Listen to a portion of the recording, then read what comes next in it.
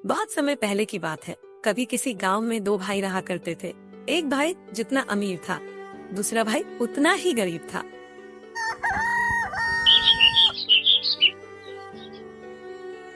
सुनिए जी, आखिरकार हम लोग कब तक यूं ही जीवन व्यतीत करेंगे? बंटवारे के समय आपके बड़े भैया ने चालाकी से आपसे सारी धन संपत्ति और खेत अपने नाम करवा लिए और स्वयं करोड़पति बन गए। अरे सीमा, ये तुम कैसी बातें कर रही हो? वो मेरे बड़े भैया है। भला वो मेरे साथ क्यों बेईमानी करेंगे? वो तो बंटवारे के समय जो भी उनके हिस्से में आया वो उन्होंने ले लिया, और जो जो मेरे हिस्से में आया वो मुझे दे दिया। है मेरे भोले पति, आप क्यों नहीं समझ रहे? उन्होंने आपको ये टूटी फूटी कुटिया दे दी और स्वयं उन्होंने महल चुना और आपको एक ऐसा खेत दिया जिसकी भूमि हमेशा बंजारा ही रहती है, और अपने लिए बड़े बड़े और उपजाऊ खेत ले लिए। देखो, ऐसा कुछ भी नहीं है। अभी मैं अपने बड़े भैया से सहायता मांगने जाता हूँ, फिर तुम देखने की वो कैसे हमारी सहायता करेंगे। पन्नालाल ये सारी बातें अपनी पत्नी से कहकर वहां से चला जाता है।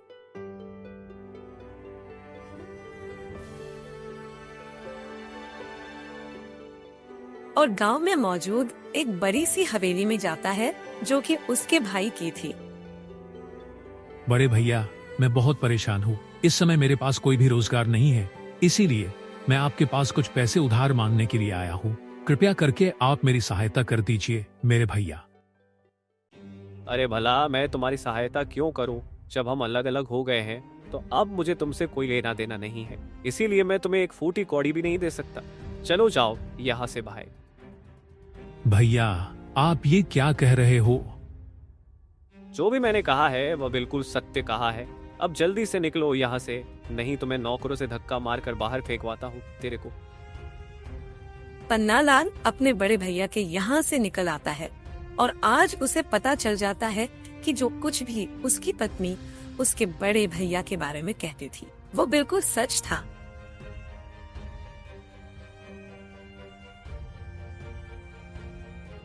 क्या हुआ जी, आप यूं मुंह लटकाकर क्यों आ गए? और क्या आपके बड़े भाई ने आपकी सहायता करने के लिए तैयार हो गए क्या? तुम सही कह रही थी सीमा। मैं अपने बड़े भैया को जैसा समझता था वो वैसे बिल्कुल भी नहीं है। अब मुझे लगता है कि उन्होंने सच में बंटवारे के समय चालाकी की होगी। उन्होंने चालाकी से मुझे ऐसी चीज दी जिनका मैं कोई भी उपयोग नहीं कर सकता। अरे अब आप दुखी मत होइए, जो होना था वह तो हो ही गया है। अब बस हमारा भगवान ही सहारा है, वो अवश्य ही सब कुछ ठीक कर देंगे। पन्नालाल का बड़ा भाई गांव में मिट्टी के बर्तन बेचा करता था और पूरे गांव में केवल उसी की एक बर्तन की दुकान थी, जिसके कारण उसे बहुत ज्यादा घमंड था।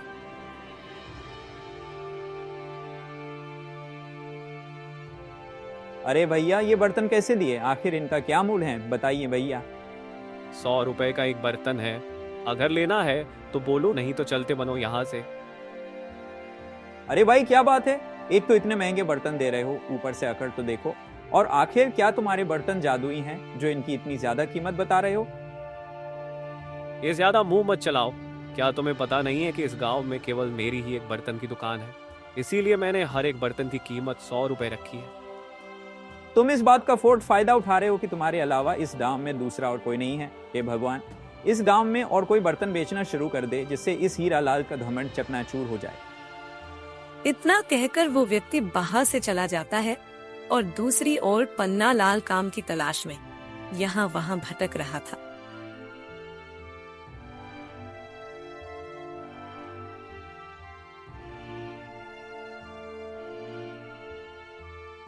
सेठ जी, मैं इस समय बहुत परेशान हूँ।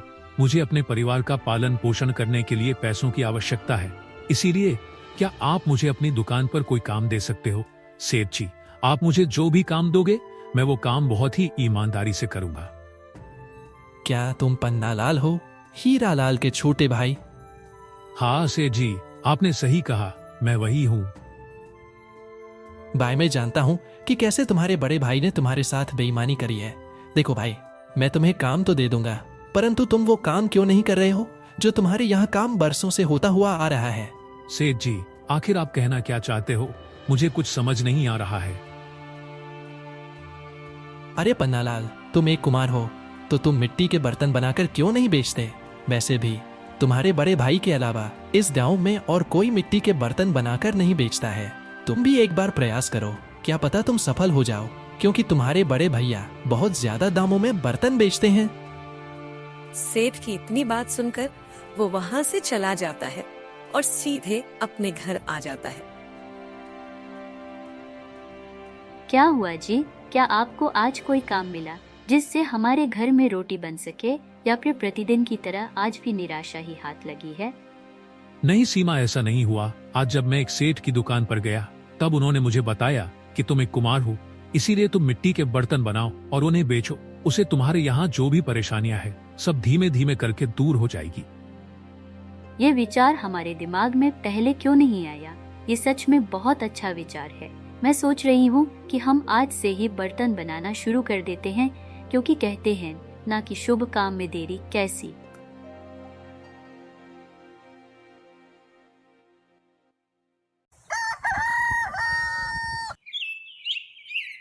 अगले ही दिन से पन्नालाल बर्तन बनाना शुरू कर देता है और देखते ही देखते वो काफी सारे बर्तन बना भी देता है और गांव के किनारे आकर वो अपने बर्तन बेचना शुरू कर देता है।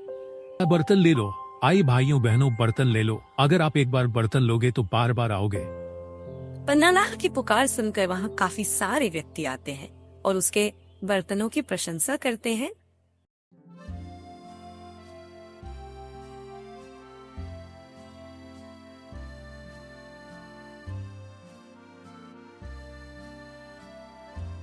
अरे भैया, तुम्हारे बर्तन तो बहुत सुंदर लग रहे हैं देखने में, वैसे इनकी कीमत क्या है?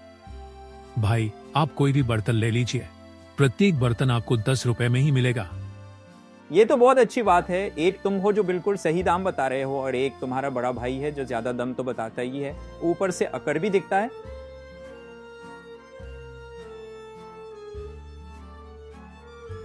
इसी तरह पन्नालाल के शाम तक सारे बर्तन बिक जाते हैं और पन्नालाल शाम के समय अपने हाथों में सामान लेकर घर की ओर चल देता है।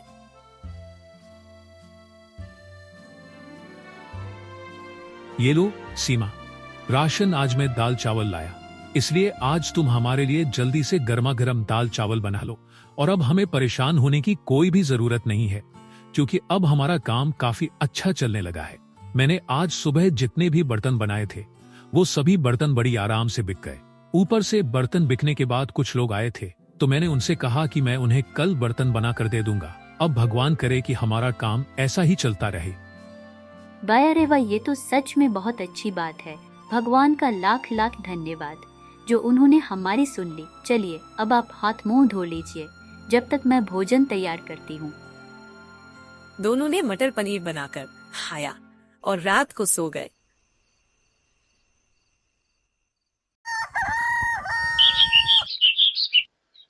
अगले दिन पन्नालाल ने फिर से बर्तन बनाए और बेचने के लिए गांव में चला गया।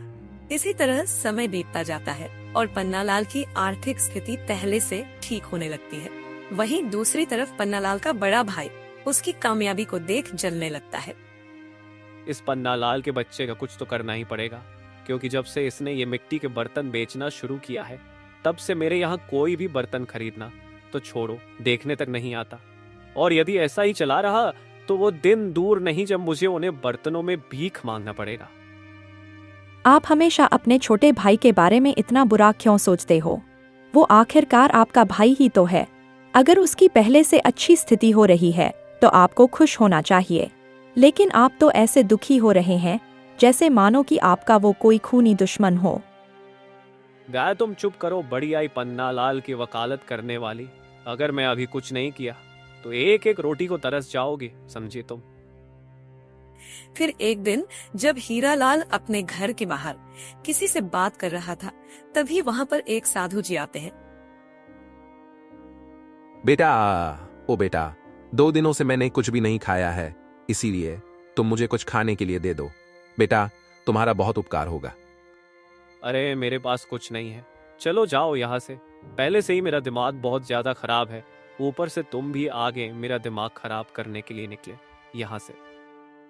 वो साधु जी हीरालाल के घर से चले जाते हैं और वहाँ से वो अन्य किसी और के घर जाने लगते हैं।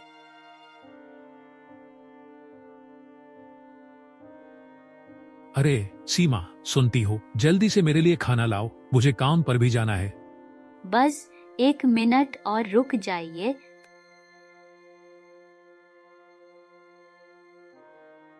ये लीजिए, घर में थोड़ा सा ही आटा बचा था, इसीलिए मैं आपके लिए केवल 2 रोटी ही बना सकी।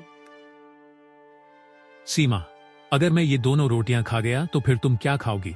इसीलिए आओ हम दोनों लोग साथ में इन रोटियों को एक एक खा लेते हैं। वो लोग भोजन करने ही वाले थे, लेकिन तभी वहाँ साधु जी का आगमन होता है। बेटा, ओ बेटा, क्या कोई घर पर है? मुझे बहुत जोरों से भूख लगी है। क्या मुझे आपके यहाँ कुछ खाने को मिलेगा? साधु जी की आवाज सुनकर पन्नालाल कहता है, लगता है द्वार पर कोई वावा जी भिक्षा मांगने के लिए आया है, लेकिन हमारे पास भिक्षा में देने के लिए तो कुछ भी नहीं है, इसलिए अब हम क्या करें? यूं द्वार पर आए संत को वापस नहीं भेज सकते। काम कीजिए, आप ये 2 रोटी उन्हें ही दे दीजिए। हमारा क्या है, हम तो शाम को भी खा लेंगे, परंतु द्वार पर आए साधु को भूख नहीं भेजा जाता। वावा जी, मैं आपको अमीरों की तरह 56 भूख तो नहीं खिला सकता हूँ, लेकिन मेरे पास अभी जो भी है वो आपके सामने ही है, कृपया करके आप ऐसे ही खा लीजिए। साधु जी वो 2 रोटी बड़े ही चाव से खाने लगते हैं, मानो उन्हें 56 भोग परोस गया हो। भोजन करने के बाद पन्नालाल साधु जी से कहता है, वावा जी, आपका नाम क्या है और आप कहाँ से आए हैं? मैंने आपको आज से पहले कभी भी इस गांव में नहीं देखा है। क्या आप इस गांव में नहीं आए हो? पुत्र, मेरा नाम प्रेमानंद है और मैं गांव के जंगल के किनारे एक प्राचीन मंदिर में रहता हूं। बेटा, तुमने मुझे भोजन कराकर बहुत प्रसन्न किया है, इसीलिए बेटा, अगर तुम्हारी कोई मनोकामना है तो तुम मांग सकते हो। साधु जी, मेरी बस एक ही मनोकामना है कि मेरे पास जो भी आए मैं उसकी सहायता कर सकूं, क्योंकि मैं किसी भी व्यक्ति को परेशानी में नहीं देख सकता। साधु जी को उसकी बात अच्छी लगी तो साधु जी उसे एक पत्थर देते हुए कहते हैं, पुत्र, ये कोई साधारण पत्थर नहीं है। ये पत्थर तुम्हें एक ऐसी शक्ति देगा जिससे तुम दूसरों की सहायता कर सकोगे। लेकिन याद रखना, अगर इस पत्थर का प्रयोग तुम अपने स्वार्थ के लिए करोगे तो विनाश ही होगा, क्योंकि लालच बुरी बला होती है। पुत्र, ये बात जीवन में कभी नहीं भूलना।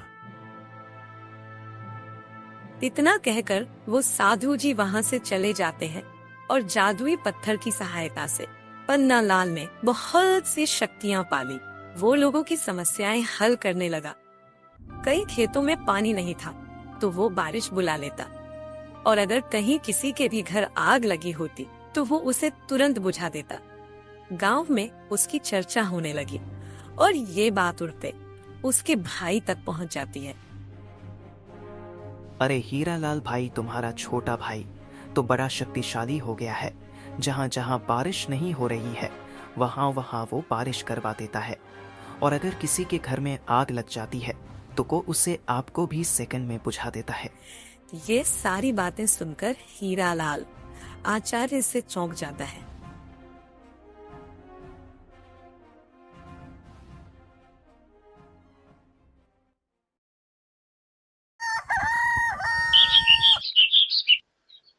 दूसरी ओर जैसे जैसे समय बीतता गया, पन्नालाल को अपनी शक्तियों का अभियान होने लगा। अब तो मैं दुनिया का सबसे ताकतवर व्यक्ति बन गया हूँ, इसीलिए अब मैं जो भी चाहूँ वो कर सकता हूँ और मुझे किसी को जवाब भी देने की जरूरत नहीं है। भला कौन ही होगा जो मुझे कुछ बोल भी सकेगा। फिर वो अंदर जाकर शक्तियों का इस्तेमाल अपने लिए करने लगा। उसने अपने लिए काफी मात्रा में सोने के सिक्के और पैसे जमा कर लिए और अपने लिए एक बड़ी सी हवेली भी बनवा ली। अब वो उसने लोगों से सीधे मुंह बात करना भी बंद कर दिया था।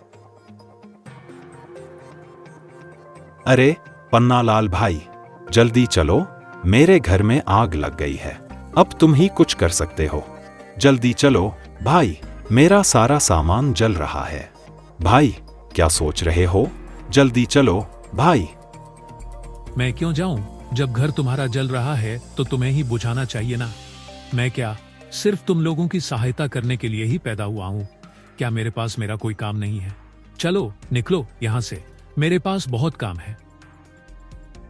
वो बेचारा दुखी होकर वहाँ से चला जाता है।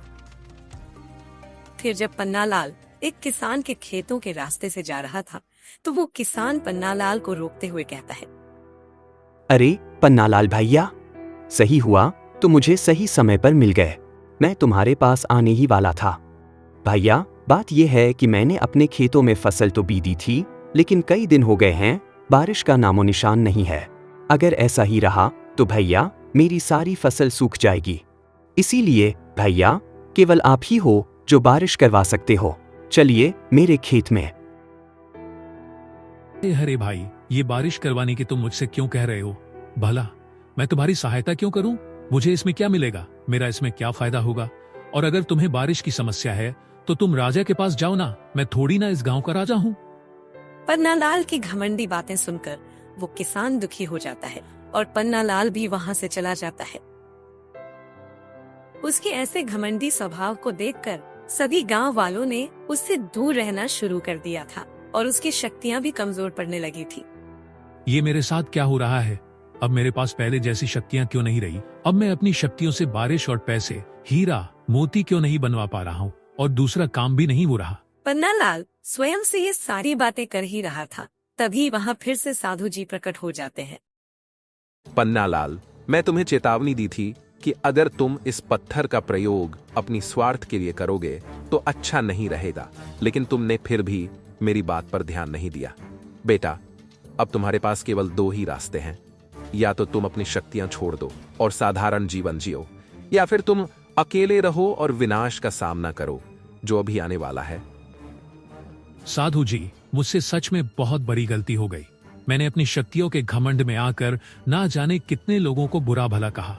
अब मुझे कोई भी शक्ति नहीं चाहिए। अब मैं साधारण जीवन जीकर लोगों की सहायता करना चाहूंगा। तुमने सच्चाई पहचानी, यही अच्छी बात है। वैसे भी तुम एक अच्छे व्यक्ति हो। चलो बेटा, अब तुम्हें कोई दिक्कत नहीं होगी।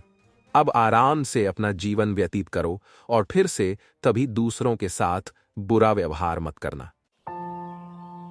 उस दिन से पन्नालाल ने बिना किसी शक्तियों के मेहनत और ईमानदारी से लोगों की सहायता करना शुरू की और तब उसे एहसास हुआ कि असली वरदान आत्मज्ञान और सेवा में है। सीताराम, राधे राधे।